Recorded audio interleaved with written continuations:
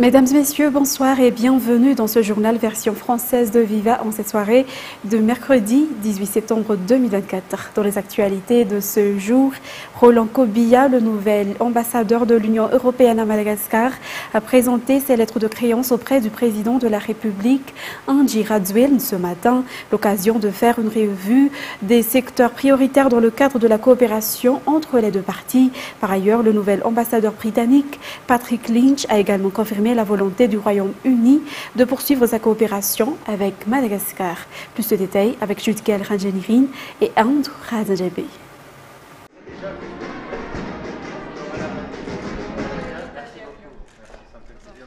En quelques phrases courtes et claires en langue malgache, lors de la présentation de ses lettres de créance auprès du président de la République malgache, le nouvel ambassadeur de l'Union européenne a affirmé la volonté de l'Union européenne à travailler avec Madagascar. 2 mois après le départ de l'ancien ambassadeur, l'Union européenne a déjà désigné son remplaçant à Madagascar. 2 semaines seulement après son arrivée, le nouvel ambassadeur a été accueilli à Yavlou ce matin par le président Andry Rajoelina. Cela montre que la coopération est primordiale pour les deux parties. La discussion avec le président s'est concentrée sur les domaines de coopération et les projets prioritaires tels que la construction de routes, l'approvisionnement en eau potable, la fourniture d'électricité à partir d'énergies renouvelables et la promotion de l'agriculture. Je pense que déjà cette réception extrêmement rapide par le président est un signe de la volonté des deux parties de relancer un chapitre nouveau dans les relations bilatérales. Et nous avons beaucoup discuté des dossiers, des différentes choses qui sont à faire dans les différents secteurs. Et comme vous le savez, l'Union européenne est très impliquée dans le dialogue politique, mais aussi dans le développement de Madagascar. Et nous avons déjà fait un beau tour d'horizon avec le président sur les dossiers prioritaires. Donc il y a notamment les secteurs de l'eau et de l'assainissement, notamment à Antananarive. Il y a le secteur des transports. Comme vous savez, l'Union européenne a déjà, au cours des dernières années, construit et réhabilité 2500 km de routes. Dans le secteur de l'énergie également, l'hydroélectricité pour essayer d'aider la Jirama à pouvoir fournir de l'électricité à tous les Malgaches. Il y a aussi l'agriculture et le développement agricole qui est un secteur dans lequel nous travaillons beaucoup, le secteur de la gouvernance, etc. Et aussi, je dois ajouter, l'appui au secteur privé.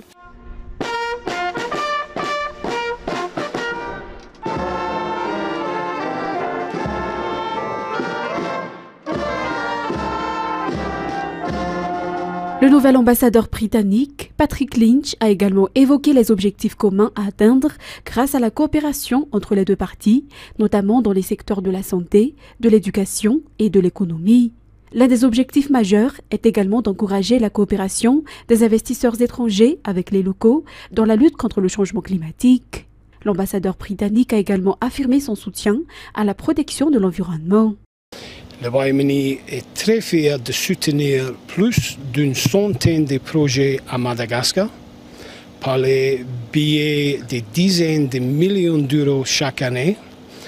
À l'avenir, les projets durables axés sur les personnes et notre environnement unique seront au cœur de notre travail. Après la rencontre avec le président Andry Rajoelina aujourd'hui à Yavlou, interrogé sur la loi sur la castration, qui est une des raisons pour lesquelles l'ancien ambassadeur de l'Union européenne a quitté Madagascar, ce nouvel ambassadeur de l'Union européenne a déclaré qu'il faut toujours écouter, connaître, comprendre, mais surtout examiner les facteurs et les faits de chaque situation. Cela diffère d'un pays à l'autre, a-t-il souligné.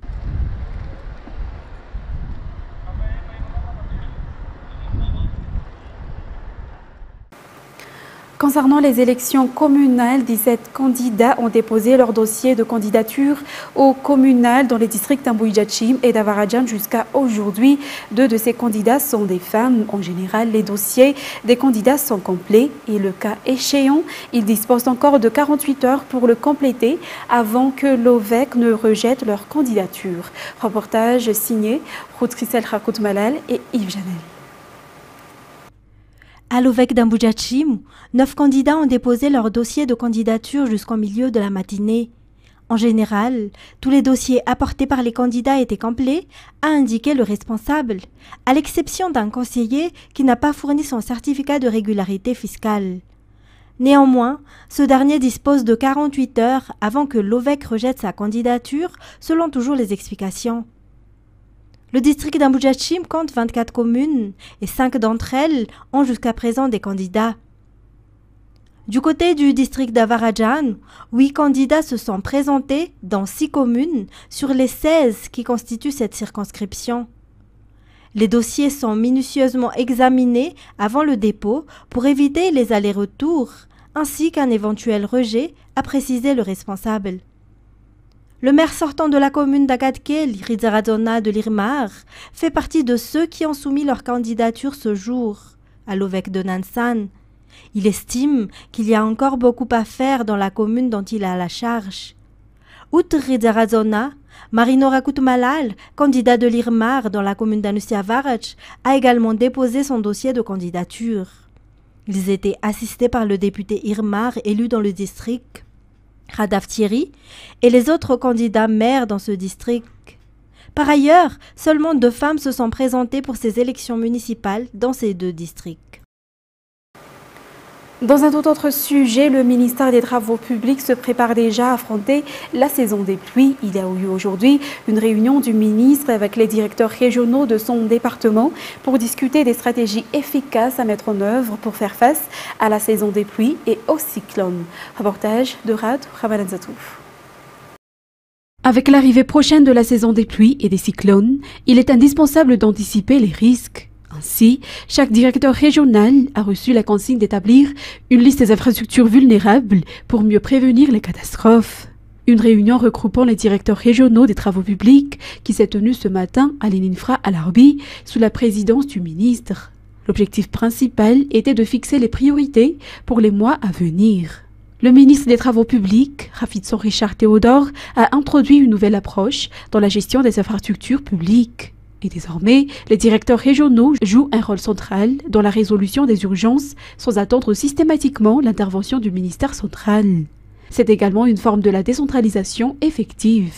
La collaboration avec les directeurs régionaux est essentielle car ils sont les premiers interlocuteurs de la population. Plusieurs points ont été abordés durant cette rencontre, notamment la transmission des directives du président de la République et du Premier ministre concernant les missions du ministère dans la mise en œuvre du plan général de l'État, la mise à jour des informations sur les projets en cours et l'harmonisation des stratégies pour les travaux à réaliser dans les 3 prochains mois. La préparation à la saison cyclonique ainsi que l'élaboration de stratégies pour accélérer les travaux de construction, de réparation et d'entretien des routes. Le ministre a également insisté sur le renforcement de la collaboration entre les directeurs régionaux, les collectivités locales, les représentants de l'État et les parlementaires, tout en réaffirmant que la lutte contre la corruption est une priorité collective. Ensuite, en préparation de la saison des pluies 2024-2025, le BNGRC et ses collaborateurs organisent à Tananarive et Touamas une grande session d'exercice de simulation internationale pendant 3 jours. L'amélioration de la capacité à faire face aux catastrophes est attendue à l'issue de cet exercice. Koutskritsel Rakutmalal et Yves Janel avec Louvanantenen nous en disent plus. Le défi est immense pour le BNGRC. L'opportunité d'affronter la saison des pluies cette année avec les compétences nécessaires. Il respecte pleinement les orientations définies dans les conditions de base de la stratégie nationale de gestion des risques et des catastrophes. Ainsi, une formation de 3 jours pour les acteurs ont lieu pendant 3 jours à Tananarive et à Touamas. La première journée sera dédiée à une formation théorique, la deuxième journée à la pratique et la troisième dédiée à la synthèse et au partage d'expériences selon le directeur général du BNGRC, le général Elak Andjiakad. La collaboration avec de nombreux partenaires à travers le projet RDR-MOI pour l'océan Indien, financé par l'Union européenne et le gouvernement, a permis de concrétiser cet exercice international de simulation. Et une formation destinée à tous les acteurs de la lutte contre la violence s'est tenue ce jour au centre spécialisé dans la lutte contre la violence géré par l'association FITI et qui se trouve à Mahamasn. L'objectif étant d'égaliser les points de vue, d'organiser le travail et de partager leur expérience, notamment la compréhension mutuelle entre tous les acteurs pour faciliter la coopération dans la lutte contre la violence. Miarvoulat sur les images de Nzar Khanjiansou. Pour la mise en œuvre de la loi 2019-008 régissant la lutte contre les violences basées sur le genre, l'association FITI, dirigée par la première dame, Mial Radzoueln, a demandé à réaliser des formations de renforcement des capacités de tous les acteurs concernés. Cette formation est conçue pour confronter les points de vue, partager les expériences, planifier les procédures et d'égaliser la manière de prise en charge des personnes victimes de violences. Parmi ces 20 participants figurent des représentants de l'association FITI, du ministère de la Population et de la Solidarité, de la Brigade féminine de proximité, représentant le ministère de la Sécurité publique, des acteurs sociaux, des médecins et psychologues, des avocats, des représentants de centres en charge des victimes de violences et bien d'autres. Lors de la séance de partage d'expériences, les problèmes familiaux, ceux financiers et les viols sont les cas les plus fréquents pour lesquels ils reçoivent des plaintes à Antananarivo.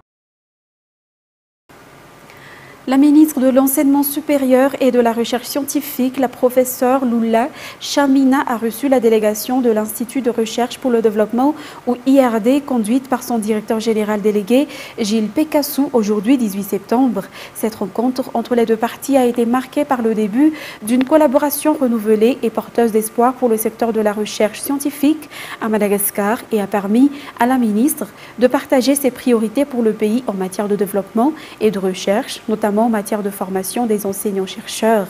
L'IRD a également profité de l'occasion pour informer la ministre des actions déjà engagées dans le pays, notamment les partenariats scientifiques en cours avec les chercheurs malagasy. Écoutons le directeur général délégué de l'IRD. Ses priorités et ses objectifs, notamment en termes de formation des enseignants-chercheurs, de l'enseignement supérieur. Donc nous allons voir ce qu'on peut proposer de façon à aider les autorités malgaches dans cet objectif. Et nous lui avons aussi présenté nos différents projets scientifiques qu'on développe à Madagascar avec nos partenaires malgaches. Et donc ça a été un rendez-vous très fructueux. Je viens aussi rencontrer nos partenaires scientifiques malgaches que nous réunissons vendredi pour une réunion régionale qui nous permettra de définir ce qu'on veut faire ensemble pour les années à venir. Et le dernier objectif, c'est de voir les équipes de l'IRD ici à Madagascar. Et de nombreux projets visant l'appui au secteur agricole et l'élevage axés sur la formation et l'amélioration ou la réhabilitation des infrastructures font partie des activités du programme AFAFINOR financé par l'Union européenne et géré par le BACE ou le Bureau d'appui à la coopération extérieure au sein du ministère de l'économie et des finances. Le programme AFAFINOR apporte des changements palpables et de bons résultats dans le quotidien des populations, notamment dans leurs moyens de subsistance, et c'est notamment le cas pour la population d'Ambilbé dans la région d'Iana. Nate Khakotmav. Le programme AFAFINOR vise le développement du milieu rural dans 3 régions de Madagascar, dont Sava, Diana et Analandrouf, depuis l'année 2019 jusqu'à aujourd'hui. Les agriculteurs et les éleveurs, mais aussi les paysans qui rencontrent des difficultés dans la production et la transformation de leurs produits bénéficient d'une formation et d'un accompagnement technique pour promouvoir leur activité. Ils bénéficient également de différents soutiens matériels. À cet effet, le programme AFAFINOR travaille avec les communautés locales pour les intérêts communs des bénéficiaires et de la population locale dans leur zone d'intervention. Le district d'Ambilbé est l'une des zones d'intervention d'AFAFINOR. Au cours de ces 6 dernières années, nombreux ont été les résultats selon les informations.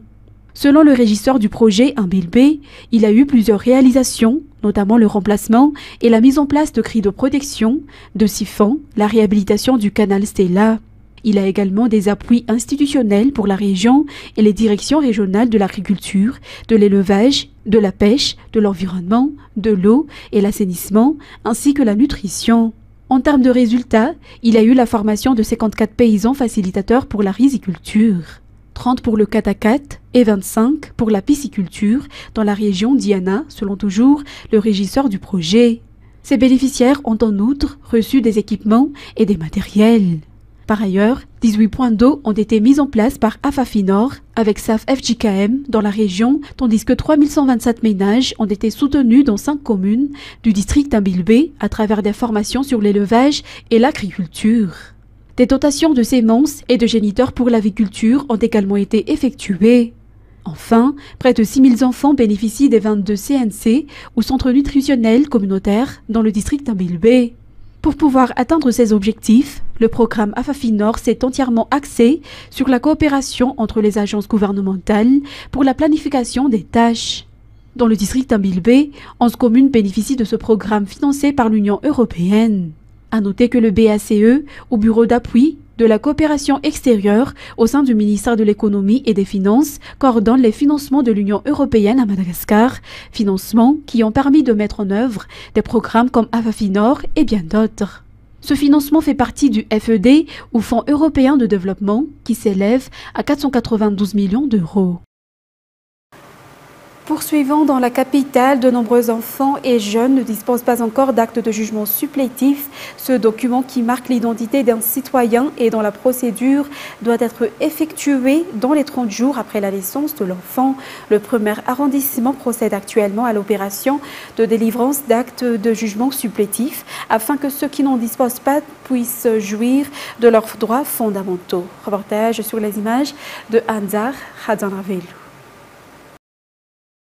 La peur des bureaux administratifs, la distance et l'ignorance peuvent être les causes de la non-possession d'actes de naissance pour la majorité de la population dans le premier arrondissement d'après les explications. Raison pour laquelle la commune urbaine d'Antananarivo mène l'opération de distribution de jugements supplétifs d'actes de naissance. Avec l'appui technique et financier de l'OIF, le ministère de la Justice, le premier arrondissement a pu distribuer plus de 1300 actes de jugement supplétifs aujourd'hui. Dans le souci de garantir les droits fondamentaux des citoyens, l'État malagasy a décidé d'organiser cette campagne, étant donné le nombre important des citoyens non inscrits dans le registre d'état civil et de ce fait privés de leurs droits. En plus d'être gratuite, la délivrance de ces actes se fera d'une manière rapide. Cette opération se poursuivra encore dans les autres arrondissements de la capitale, selon les informations. Place maintenant aux actualités internationales. Destination Liban, mardi 17 septembre. Des explosions simultanées de beepers utilisés par le mouvement islamiste pro-iranien ont fait 9 morts et près de 2800 blessés, dont plusieurs centaines de ses membres à travers le pays. Selon le ministère de la Santé libanais, le Hezbollah a affirmé qu'Israël était entièrement responsable de ces explosions. Reportage signé France 24.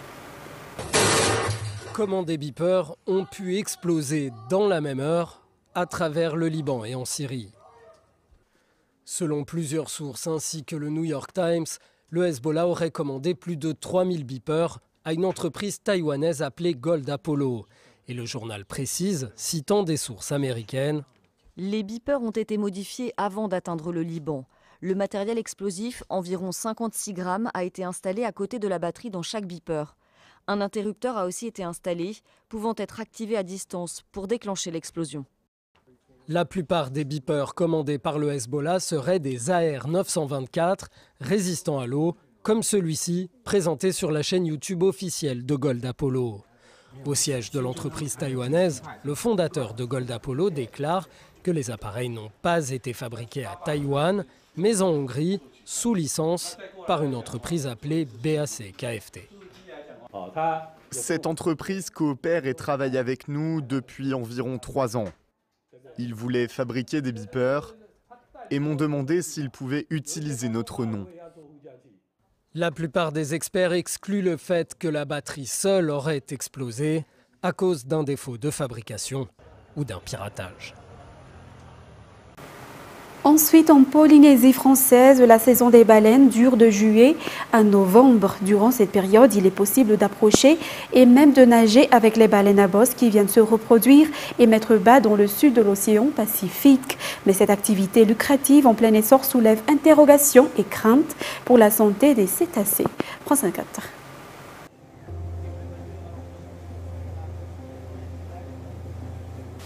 Là-bas, on a le souffle de la baleine juste devant nous dans l'axe du bateau.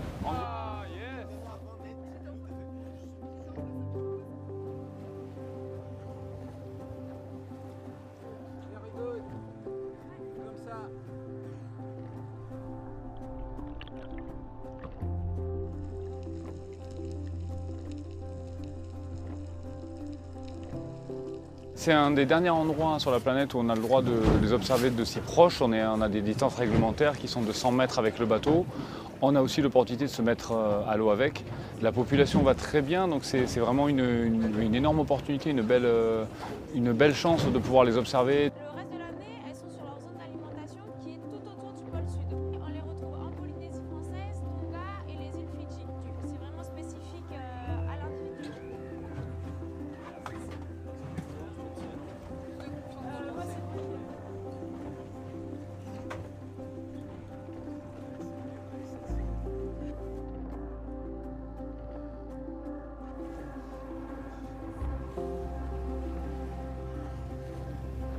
Aujourd'hui, il y a beaucoup trop de bateaux sur l'eau. C'est vraiment le dérangement dû au nombre et donc c'est limiter le nombre de bateaux autour des baleines et des dauphins. Et c'est une gestion de l'environnement, une gestion de l'activité qui doit être opérée rapidement.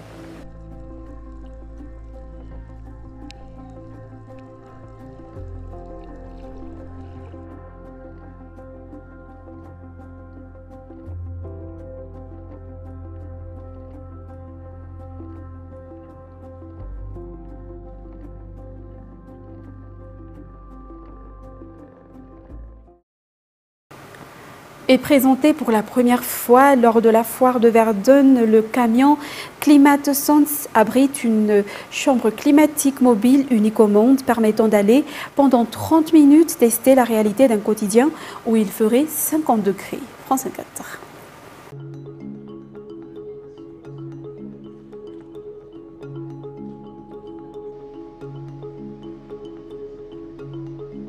On est capable de mettre les gens dans une situation du climat dans plusieurs années, environ 2050-2060, lorsqu'il pourrait y avoir des pics climatiques à 50 degrés Celsius à l'ombre.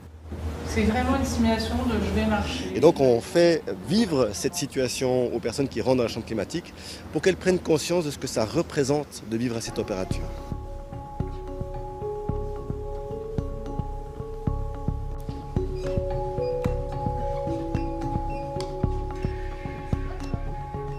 Alors clairement, ce qu'on a découvert avec mon institut, c'est nos travaux, c'est qu'on ne peut pas vraiment prendre des actions de changement si on n'a pas ressenti émotionnellement quelque chose. Comment allez-vous? Ça va. Ça allait? Oui. Donc à la sortie de la chambre climatique, on ne veut pas les laisser se ressentir juste « Ah, je veux pas ça ». Il faut leur donner des idées, des solutions. C'est ce qu'on fait ici. On les invite à venir dans cet espace-là où on a modélisé une 50aine de solutions dans différents domaines. Alimentation, bâtiment, économie, éducation, bref, un peu tous les domaines de la société pour que chacun et chacun trouve une ou deux solutions qui lui convient, qu'elle peut mettre en place concrètement. Le changement climatique, je fais mes études dans le milieu agricole, donc on en parle déjà énormément. Donc c'est pas ça qui m'a fait réaliser déjà que c'était important. Mais c'est vrai que c'est quelque chose qui est bien pour avoir les ressentis de ce que ça pourrait donner. C'est sûr que moi je travaille dehors, tout ça, donc si on doit travailler dans des températures pareilles tous les jours, 365 jours par an, non, ça sera jamais intenable. Donc je me doute bien que notre qualité de vie va changer, notre manière de travailler aussi. On va peut-être faire travailler la nuit et puis dormir le jour. On va peut-être changer notre mode de vie.